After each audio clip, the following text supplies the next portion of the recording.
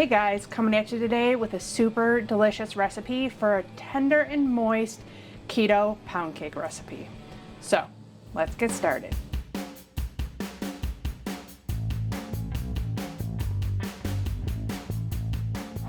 Hey everyone, welcome back. If you're new here, thanks for joining me. My name's Alycia. I'm a pastry chef with a sweet tooth, and now I own a keto gluten-free bakery. And I'm here to show you all the tips and tricks on how to make the best recipes possible. So if you enjoy my recipes, please hit the subscribe button down there, give the video a thumbs up, leave me comments, share with all your friends and family. It all helps me, my bakery, my channel grow and bring you new videos every Saturday. Today, a delicious pound cake recipe. And this is something I didn't grow up on, but I'm making a recipe for Valentine's Day where this pound cake will be a delicious addition to what we're making. So I thought I'd bring you a video on it. But it's a very similar recipe to my Starbucks lemon loaf recipe. I explained in that video that a pound cake is very similar to like a breakfast bread recipe. And it's really easy to make it keto because it's a high fat, high egg, high sugar. So that's not really that easy, but it's a high fat recipe. So it was really easy to convert it to keto. So let's jump in. And I pretty much have all my ingredients kind of out already. The biggest tip on this is to have everything at room temperature. This is a high fat cake, and traditionally pound cake got its name from like a pound of butter, a pound of eggs, a pound of sugar, a pound of flour, and there's no leavening in it, and it gets a lot of the leavening from whipping, creaming the butter and sugar together. Obviously we're using sweetener, but with keto baked goods, you always need a little bit of extra help to get some extra lift in our baked goods. So we are going to be adding a little bit of leavening to this, but it is definitely helpful to have everything out at room temperature. So I already have 2 sticks of butter. We need 1.5. 3 eggs, and I did a 1/4 cup of So Delicious coconut milk and a 1/4 cup of sour cream. Sour cream gives extra tenderness to the cake, and plus because we're not using regular milk that has more fat in it, it helps in that aspect too. You could definitely use like a heavy cream or something like that in place of the So Delicious coconut milk. That is going to add probably an extra carb, which probably won't make too much of a difference, but extra fat and calories also. So I just stuck with using my unsweetened So Delicious coconut milk. So I have that all measured out here. We're gonna whisk that together. It's all at room temperature now, so it should combine pretty easily. So everything's ready to go. We just gotta get the butter and sweetener in here, and then we have to get our dry ingredients. I'm gonna measure out 6 ounces of butter. I always weigh it still, especially I found that Great Value butter, if it's been sitting out on your counter, tends to not be the 112 grams that it says on the package, which is 4 ounces. So we're always a couple grams short, so I always just end up weighing it out. That was only 108, and even if I scrape this, it's 108. Oh, and I was gonna also, part of it is kind of softened more than the other, so I'm gonna kind of put it into pats to make it a little bit easier to cream. So we need 168 grams altogether. So it's funny because I have alternated between getting the Great Value and BJ's brand butter. And the BJ's brand butter is almost 112 grams every time, even though it's like sat out. I think Great Value just skimps a little bit. Now you do need a bulk erythritol sweetener if you want a traditional kind of pound cake. I've made all my breakfast breads with just stevia, and it's worked. But the one real distinct thing with pound cake is having almost like a crusty, sugary outside to it. And you're not gonna get that with just using pure stevia in here. But the amount of sweetness in here is customizable. A traditional pound cake has 1.25 cups. So I'm gonna do 3/4 of a cup in here, which is 144 grams. I prefer monk fruit erythritol blend. I just think it has a little bit less cooling effect than a straight erythritol. And I just always weigh it out. Much easier than trying to get cups and stuff. I've even done as little as a 1/2 cup in here, but you might not get that crusty sugar coating on the outside. Another reason I chose to do this recipe at this moment was because Claire Saffitz just did a lemon pound cake recipe and gave me the confidence that I could figure this out pretty quickly, because her recipe was pretty similar to my lemon loaf recipe, and I'm like, if it's pretty similar, I'm sure I can figure out just a vanilla version. But I love all the details she gives in her videos. She's very similar to how I like to explain recipes and show how to make baked goods. Especially keto baked goods have a lot more caveats than regular baking does. Now she used a paddle attachment for her creaming and she creamed it for 10 minutes. I think our stuff does a little bit better with a whisk attachment because our granules don't dissolve like regular sugar does, and I think it needs that little bit of extra agitation to get the sweetener to dissolve a little bit more. So while that's going for 10 minutes, you can get your dry ingredients together. I'm just gonna do it now before I start beating this because I don't want to talk over the mixer, but it's very simple ingredients. It's just our flour mix is made up of the whey protein isolate, coconut flour, and a little bit of xanthan gum. So 80 grams or 1 cup of unflavored whey protein. I'm sure concentrate will work. I use isolate just because I don't want to deviate, because I have found that keto ingredients can really vary from brand to brand. 30 grams should be, according to the back of the package, a 1/4 cup of coconut flour, but I never found that to be true, so this is a 1/3 of a cup here. 1/3 of a cup was 28 grams, so maybe I should just start putting that on the videos. But if you want your baked goods to come out right every time, I would definitely suggest getting a scale. The only difference in this recipe than my lemon loaf recipe is I did up the butter and eggs a tiny bit from that recipe just to make it a little bit more pound cake like, but the flour and sugar I kept the same. So just a 1/4 teaspoon of xanthan gum in there. I almost put it in there. That wouldn't be good. Then I'm doing 1 teaspoon of baking powder. This is a lot less than a lot of my other recipes. A lot of my other recipes call for almost a whole tablespoon, like my coffee cake and my pumpkin bread and stuff like that. And then just 1/8 of a teaspoon of baking soda. I am using salted butter. If you are using unsalted, definitely add a 1/2 teaspoon of salt to your butter and sugar or sweetener. That's it for the dry. And the only other thing is some vanilla extract, which I'm not making a lemon version. The only thing Claire did to make it lemon was to add some lemon zest to the sugar and rub it, just like I did in my lemon loaf recipe. And then she added a lemon glaze on top. So whisk those up, good to go. And we're gonna add 2 teaspoons of vanilla extract into our milk and sour cream.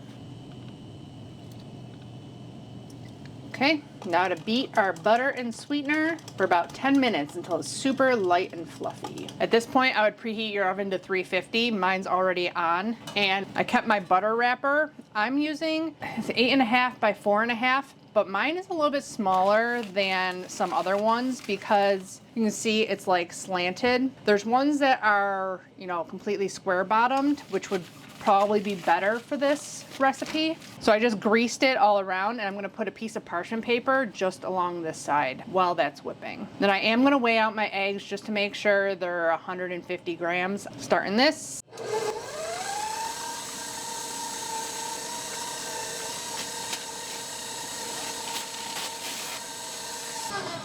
We're definitely going to be stopping and scraping down several times also during the whipping process, but I'm not going to bore you with that. Right now it's real thick and heavy. You want it nice and light and fluffy when you pick up the same amount of butter and sweetener. Claire gives tons of great tips like that on her channel. I will definitely link her down below because she gives all the best details.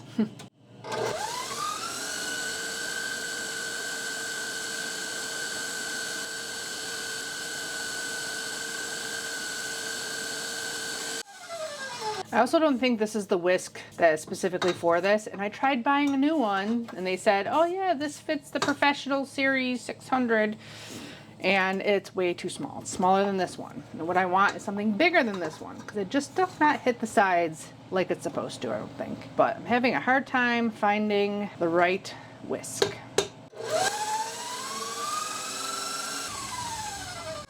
Okay, so I've had it on medium-high for about 10 minutes. I've scraped down several times. You'll see that there's yellower butter on the sides and whiter butter that is already whipping. So you always want to scrape down. I'm gonna give it a couple more minutes because it's kind of chilled in here still, but we're almost there. Once it's all pretty light and fluffy, you can add your eggs in one at a time. And if your eggs aren't room temperature, you can soak them in a little bit of warm water, or you can crack them and then put them in a little bit of warm water to get them warmed up. Because if they're too cold, they're gonna make the butter solidify again, which kind of defeats the purpose of you getting it all nice and fluffy and, you know, full of air and warmed up.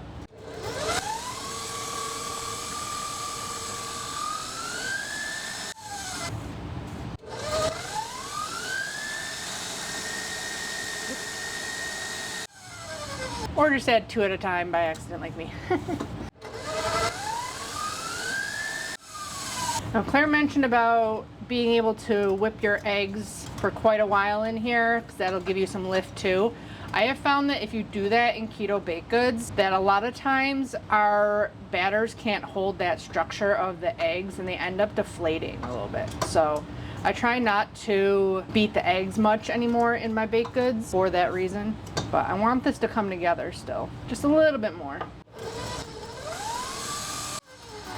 Okay, now we alternate wet and dry ingredients. So I'm gonna pour in 1/3 of my dry.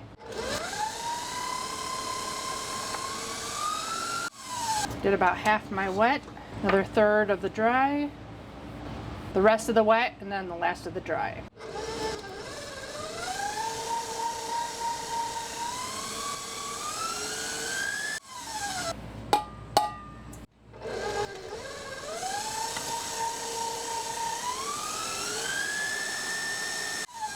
Want a nice, thick, harmonious batter.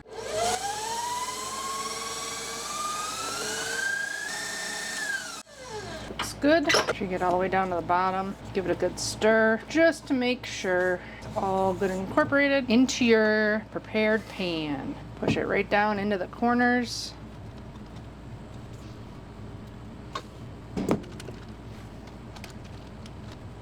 I like to take a mini offset to spread it all out. We're going to bake this anywhere from 55 to 65 minutes, depending on your oven. But you want a tester to come out clean. And I've been temping my keto baked goods at about 190 degrees. Keeps a little bit less guesswork in there.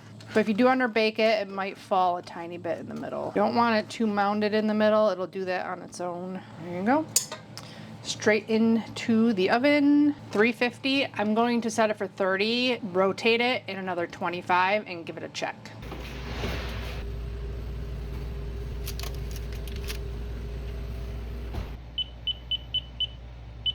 Okay, on a whim, I just checked it and I still have almost 5 minutes left and I think it's done. So I'm gonna pull it out and temp it with the instant read thermometer. I felt it in the middle and it feels solid, so I'm pretty sure it's done. Yep, it's going up to almost 190. I always say if it feels solid in the middle, I think it's good to go. So we gotta let it cool for about 30 minutes before we put on a glaze. And then we gotta let it cool a little bit more before we take it out. So the reason that probably cooked faster is, one, I did less sweetener in this one than the previous one, which is considered a wet ingredient that adds moisture. And I probably checked it more often the first and second time I was baking this. Whenever I'm testing recipes, I continuously have to check to see, what the timing is and stuff like that. So it only took 50 minutes. Be back once it's cooled a little bit. Okay, it's been about 30 minutes, so it's still chilling back there. We can make this glaze real quick. I just have a 1/2 cup of powdered monk fruit erythritol blend. You can use any erythritol, even allulose should work. It's gonna keep it very moist and the top might not dry very quickly. It will eventually, but it takes a little while. I figured out macros without this glaze on it, so this is gonna add some extra sugar alcohols to it. I'm gonna heat up 2 tablespoons of the So Delicious unsweetened, just because this is straight out of the fridge. I haven't had it sitting out or anything. And I want our butter to stay liquid in there. I just warm that for like 10 seconds. Add a 1/4 teaspoon of vanilla extract. We may need to add some more milk, but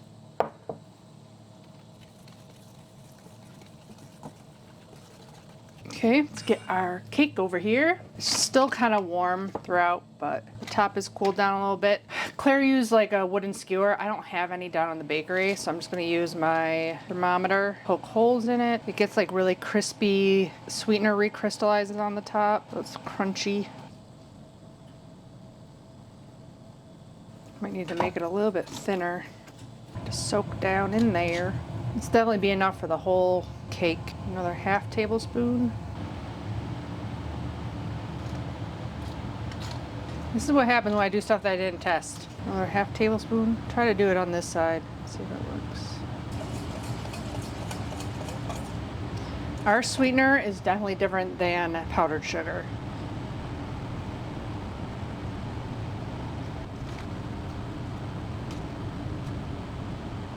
We could probably even do half of what I made. Looks like it's going into the cake slowly but surely. Okay, now we gotta let this cool completely and set up. The top will harden on there, and then we can take it out of the pan and slice into it. Okay, the top is solidified. It's still a little bit warm, but it's almost been so long since I used regular like sugar. It's been over 5 years now. I always forget the differences, and I'm learning more as I'm doing different experiments with, you know, our powdered sweetener and stuff, and also with watching a lot of Claire's videos, that our stuff looks so different and acts so differently. Her glaze was clear on here, and she used a whole cup of powdered sugar and about the same amount of liquid I did, and hers was a thin clear glaze. Ours, it's never a clear glaze. It can be thin, but like it still doesn't act the exact same as powdered sugar. So I'll put up the nutrition label over here without the glaze. Like I said, I don't really think it needs it. This is best at room temperature or even slightly warm because of the butter in the pound cake and our keto ingredients. It's always better to warm up the butter in, you know, our breakfast breads and stuff like that a little bit more.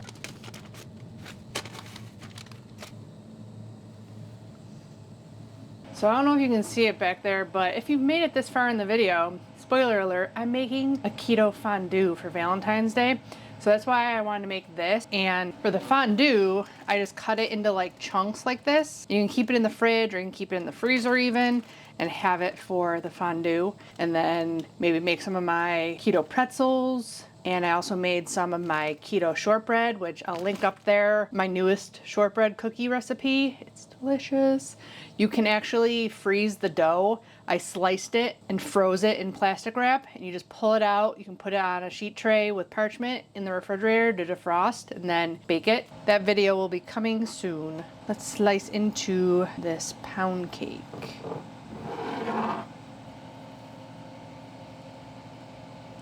Soaked in a little bit, but it's just super soft and moist. So the nutrition label is for 14 slices. It is a pretty tallish cake. I mean, you can definitely get 7 slices out of there. It's really good. Super tender, buttery, sweet. Will be delicious dipped in some chocolate. I'm a chocolate lover. Pound cake definitely isn't my go-to cake, but it is delicious.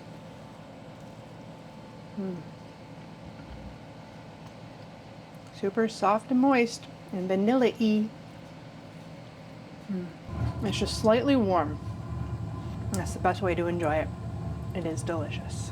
So I hope you guys enjoy this keto pound cake recipe and try it out for yourself if that's one of your go-tos pre-keto. Now you have a delicious recipe you can make at home.